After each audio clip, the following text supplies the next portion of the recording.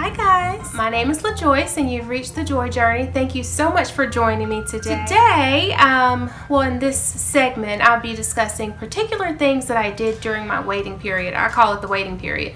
The period of time from my last loss to the conception of my rainbow baby, Olivia, in 2017. I cannot even believe it's been almost 3 years, y'all. Like, this is ridiculous.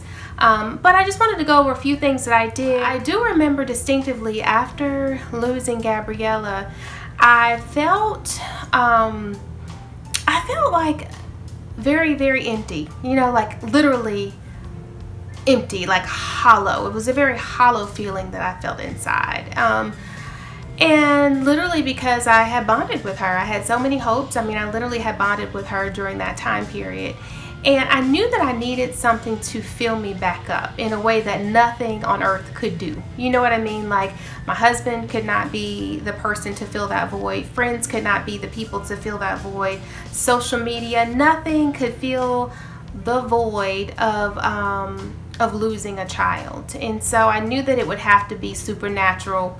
That would put me in a place that I could move forward in a positive direction. So one thing that I started to do routinely, I still work, so I would get up about 15 minutes, you know, if that's all I had, to 1 hour before it was time for me to actually go to work to have some time with the Lord. And one of the first things that I would do is play some very soft, relaxing music. Usually it was like yoga type music for me.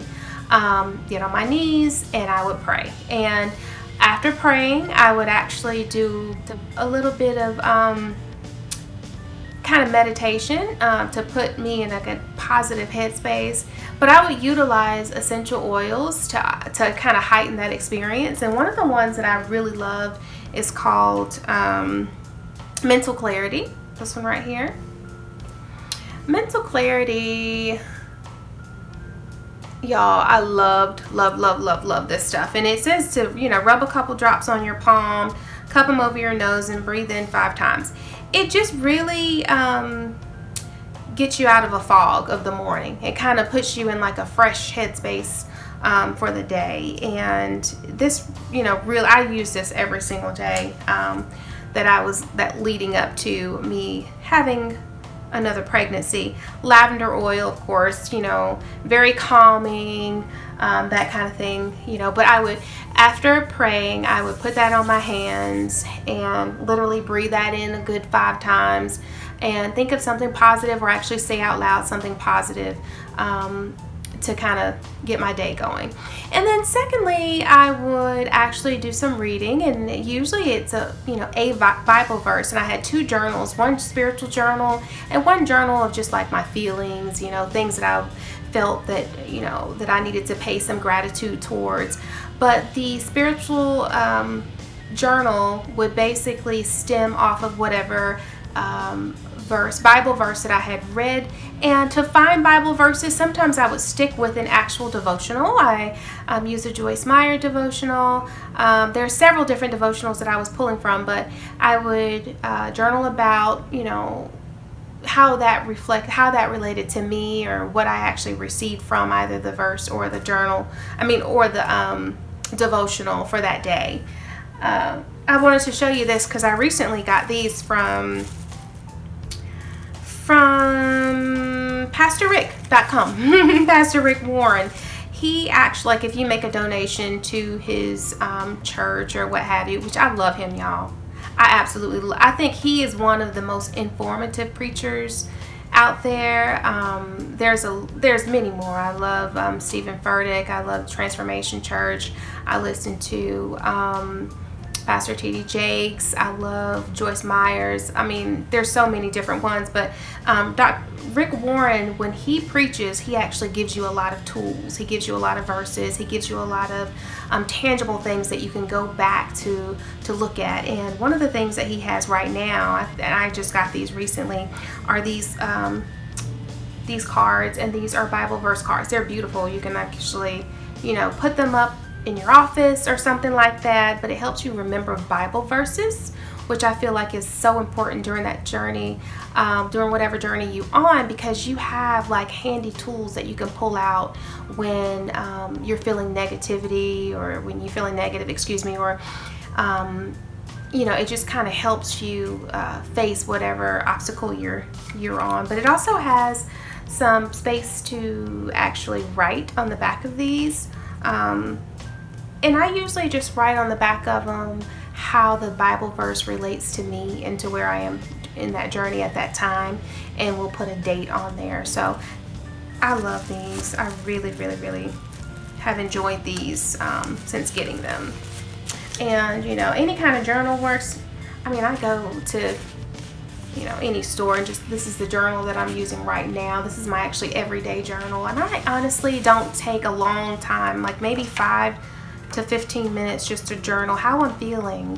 Pour out yourself, so you can see the progress, and you can be your own testimony when you make it to where you want to be, and you can go back and look at where you came from. These journaling is fabulous, of course. And then nothing is like, I love apps. I love the Bible app and that kind of thing, but nothing's like a good old Bible that you can put your hands in, put your fingers through, that kind of thing, write on, highlight, that kind of thing, as you go through the journey. And this is one of the booklets that I have in my Bible right now, Power of a Praying Wife.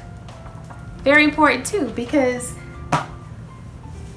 infertility weighs heavily on yourself, but it also weighs heavily on those around you, including your spouse, your marriage, that kind of thing. So you do need to equip yourself to fight, the devil, honestly. Something else that I would do is actually get on the floor after I've done my journaling and do some stretching. So I choose yoga. I do maybe 5 or 10 minutes of some yoga, some stretching, some grounding, some quiet time, which is so important, you guys, to find just some peace and quiet and stillness in your day, okay? These things together would take no more than, sometimes I can run through them if I don't have a lot of time, or cut some things out and make it 15 to 20 minutes. If I have longer, an hour of that just really gets your positivity going, it grounds you before anybody else touches you, before social media touches you, before people at work touch you, before anybody else is able to influence how your day will go and how you feel about that day. You take control of that. So those are the things that really help me. And aside from that, diet, guys. Diet was huge, a huge thing. You want to cut out things in your diet that cause inflammation in your body. For me, it was dairy, so I had to stop with dairy.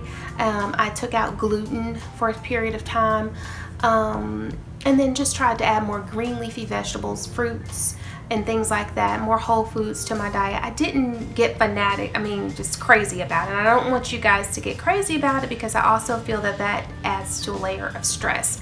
So I think it's important, though, to be conscious of what you eat, but not overly stress what you eat. We want to be as calm as possible and as peaceful as possible during this time, so that your baby will be attracted to you. You'll be able to actually connect with that spirit child that you're trying to receive. And if your body is full of chaos and stress and hormones are all over the place, and you're not in a good spiritual place, they're not going to want to come to that mess. So you do want to try to holistically get yourself in a good place.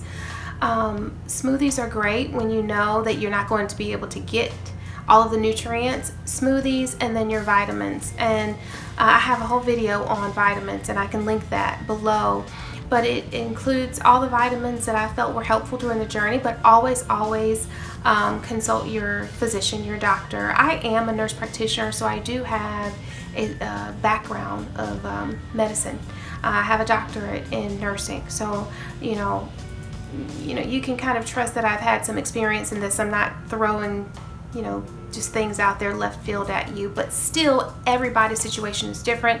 Underlying conditions are different. Your obstacles are different. So just please consult with your doctor when you're adding these supplements and especially herbs and things like that to your plate.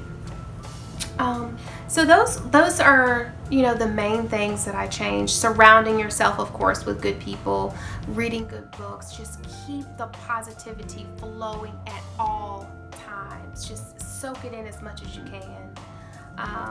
And then, you know, one other thing, visualization. I think I may have mentioned this on my spiritual faith and fertility video, but visualization was huge. So I continue to do that as well. Visualizing the baby. Literally going through some visualization techniques, and you can Google that and find all kinds of specialists that actually will guide you, like through a guided meditation of visualizing your child and that kind of thing. Those were the main things. And then when I kind of let go and let God and released control and released expectations, released the timeline, stop coming up with plan B. You know, I was looking at donor things at one point in time, which my husband was not in that space because he knew and saw even before I did that we would have children of our own. None of that I did. I literally let go. And when you let go and let God, He can really work a miracle in your life. So when you're able to release, let go, it just puts things, I'm not saying this is, you know, going to work for everyone, or having a baby naturally will be everybody's journey, but I am just speaking to my journey and what helped with me, because at one point I didn't think that we would, but release all of that. And I really truly in my heart of hearts believe that you will receive the desires of your heart. I was in a support group of, I think it was 11 of us, 11 girls, during the time that I started my infertility journey. None of us had children. And this 5 years ago, okay, very poor prognosis amongst us.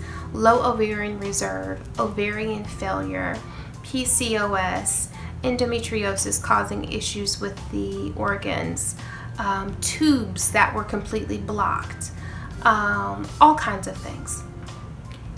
All of us, every single one of us, have delivered a baby or two, in some cases even three.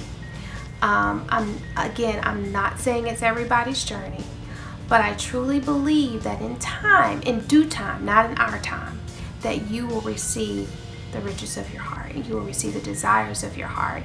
And a lot of times it will be double for the trouble. And I didn't say this in the video before, but we delivered Olivia in 17. And 8 months later, unexpected, unplanned, wasn't even trying, we became pregnant again. And I had Miss Sydney on January 18th of 2019. So I now have a 2.5-year-old and a 1-year-old. And I never thought that it would come to pass at one point in my life. But it did. And here we are. And I'm speaking to you now on a completely opposite side of the road than I was before.